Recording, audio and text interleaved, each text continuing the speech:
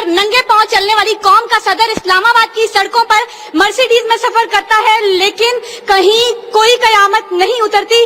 بلوچستان کی خشک سالی پر ایئر کنڈیشن کمروں میں منرل واٹر پی پی کر غور کیا جاتا ہے لیکن کہیں کوئی قیامت نہیں اترتی.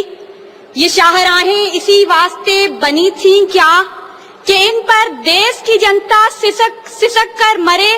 زمینیں کیا اسی کارن اناج اگلا تھا کہ نسل آدم و حوا بلک بلک کر مرے. ملے اسی لیے ریشم کے ڈھیر بنتی ہیں کہ دخترانے وطن تار تار کو ترسیں. چمن کو اسی لیے مالی نے خون سے سینچا تھا کہ اس کی اپنی نگاہیں بہار کو ترسیں. علی وقار، یہ ہے اسلامی جمہوریہ پاکستان جہاں ہر کوئی اپنی دھن میں مگن ہے. سر کھجانے کی فرصت نہیں، دائیں بائیں کی فکر نہیں. ہر شخص بھوکا ہے. کوئی اقتدار کا طالب ہے تو کوئی شہرت کا بھوکا، کوئی دولت کا پرستار ہے تو کوئی پیٹ کا بھوکا، کوئی بھنگ کے ایک پیالے کے عوض اپنا سب کچھ نچھاور کرنے پر آمادہ تو کوئی طاقت کا بھوکا.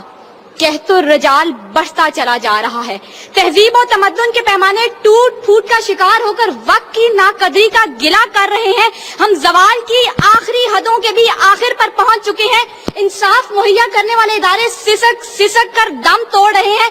ہر طرف سے ایک ہی پکار سنائی دیتی ہے، بھوک تہذیب کے آداب بھلا دیتی ہے. علی وقار، سنیے سنیے، اگر آپ سن سکتے ہیں کہ جب بوڑھے پروفیسر کو 6 ماہ تک پینشن نہ ملی تو وہ اپنی کل پٹی پر پستول رکھ کر بولا تھا، میرا پاکستان ہے یہ تیرا پاکستان ہے. سنیے اگر آپ سن سکتے ہیں جب تسنیم سولنگی بھوکے کتوں کا نوالہ تر بنی تو بولی، پڑے ہیں گنگ کٹہرے عدالتیں چپ ہیں. سنیے اگر آپ سن سکتے ہیں جب مزدور شام کو خالی ہاتھ گھر لوٹا تو اپنے بچوں سے نظریں چراتے ہوئے بولا، ہیں تلخ بہت بندائے مزدور کے اوقات. سنیے اگر آپ سن سکتے ہیں کہ وزیر اعظم کی کھلی کچہری میں خود سوزی کرنے والا شخص بولا تھا، میں بھی پاکستان ہوں تو بھی پاکستان ہے.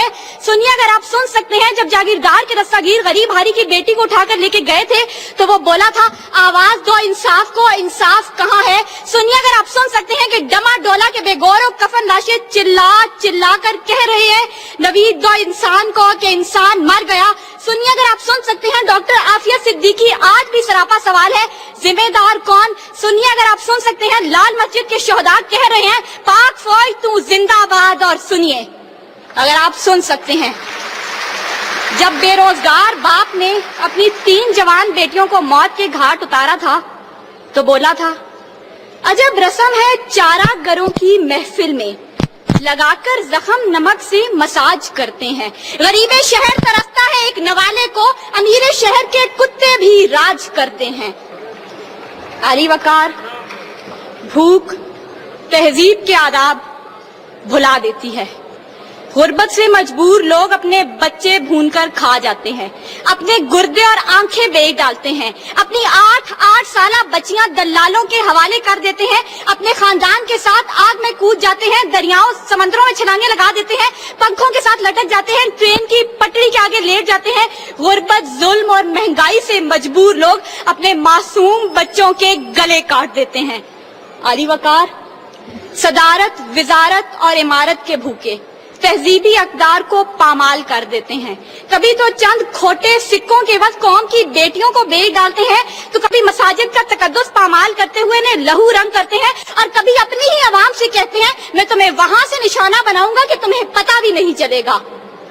جب لوگ یہ کہتے ہیں خدا دیکھ رہا ہے، میں سوچنے لگتا ہوں کیا دیکھ رہا ہے.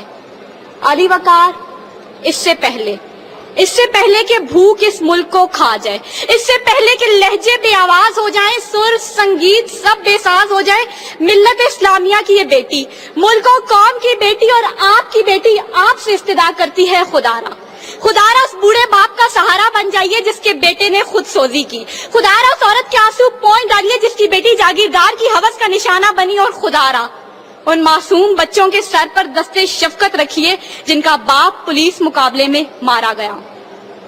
ان اشعار کے ساتھ ہی موضوع زیر بحث سمیٹتی ہوں. सितम ज़रीफ़ी वक्त ने कलियों की नज़ाकत को, दिलों की मोहब्बत को इस तरह से मसला है, इस तरह से कुचला है कि जिंदगी अजियत है और सांस की भी कीमत है।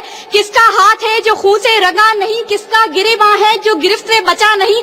सदाए मौत आती है शहर भर की गलियों से, खून की बू आती है फूलों और कलियों से। शुक्रिया।